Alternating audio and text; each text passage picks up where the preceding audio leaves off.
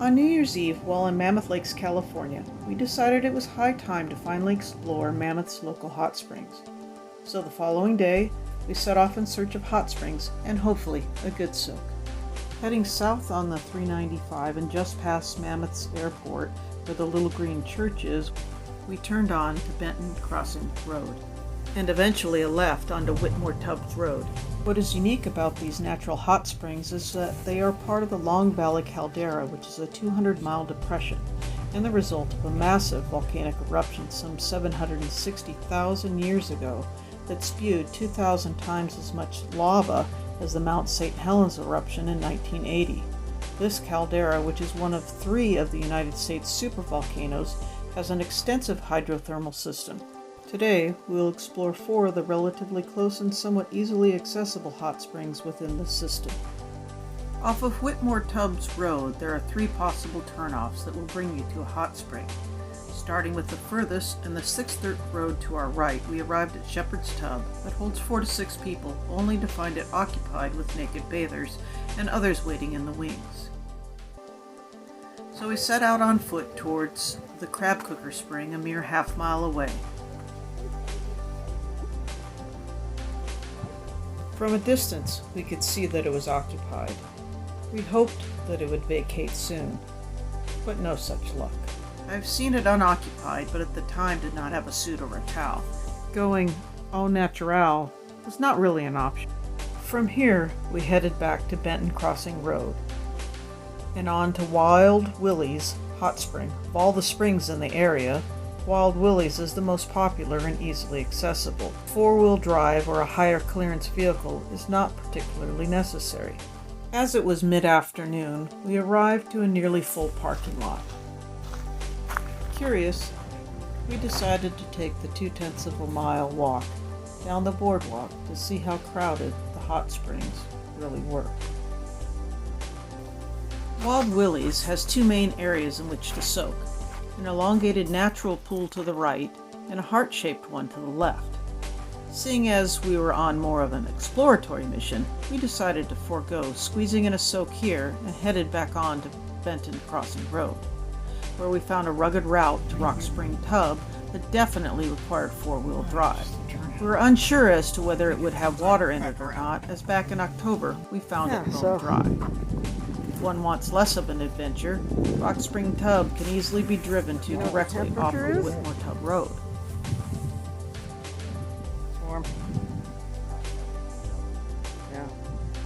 Well, maybe early morning it feels better, but yeah. Okay.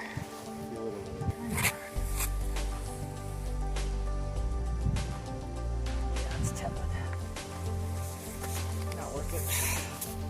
Yeah, we found this one, the Rock Spring, but it's kind of tepid, so not quite worth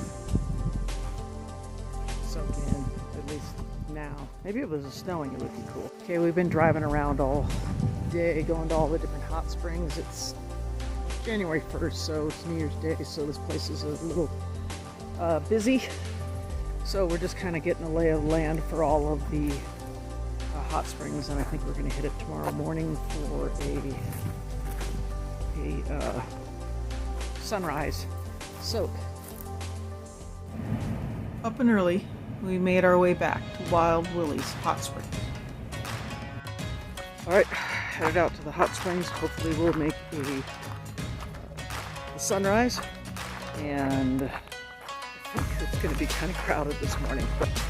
So I'm pretty confident we're not the only ones that had the bright idea to watch the sunrise from the hot springs, but we'll try it out.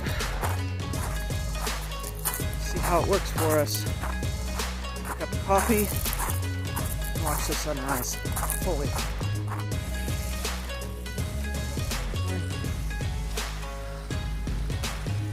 Beautiful morning.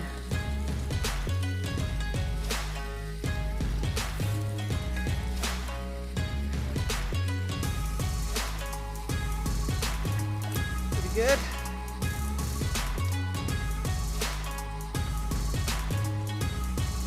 Cheers. The sun's coming up.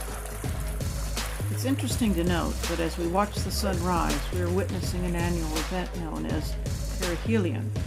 Translated from ancient Greek, it means near the sun.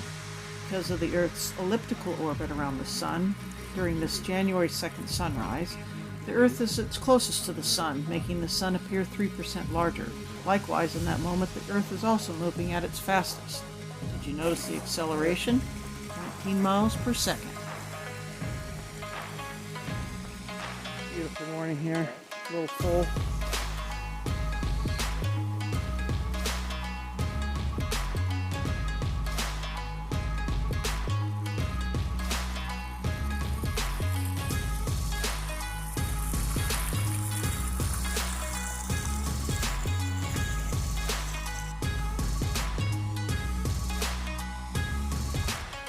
Back to our car.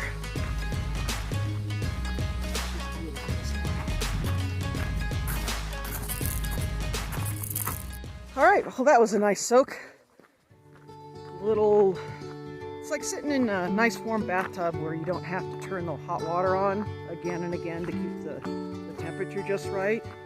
Probably about a foot deep and a little sharp on the rock, so maybe if you had like one of those sit pads or something like that, it would be a little more comfortable. But all in all, it was a great way to spend our morning. We sat in there for about an hour and drank our coffee and watched the sun come up, and beautiful clear blue skies and the mountains in the background, and it was a good time.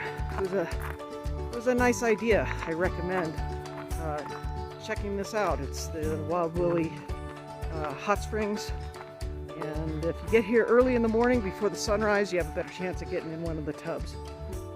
As we came about an hour and a half later, more and more people are showing up, but there's still plenty of room.